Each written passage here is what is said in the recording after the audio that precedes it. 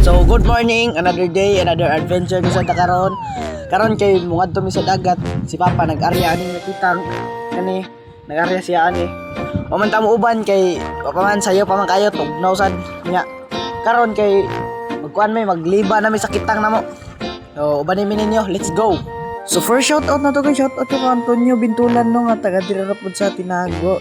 Second shout out na to guys, shout out ko kang Idiboy Itol from Kandokot. Ikatulong shout out na to guys, shout out na lang po ko kang Jean Claire Iladro nga taga dira sa Muasa. So ikaapat nga shout out guys, shout out ko kang Joel J Dakara nga akong gagaw. So shout out sa inyo guys, let's go.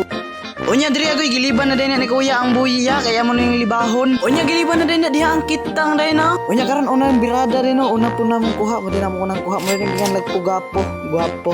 Unya otro na po na mo kuha no, pugapo na pudi ay na. So maorde na kadagko among pugapo nga mo nakuha no. Unya ako lang ni putol-putulan ng video kay taas man kayon ni. Unya otro na po na mo kuha diri no kay talho na pud ni mo din ang lami pud sa sinugba, tirada.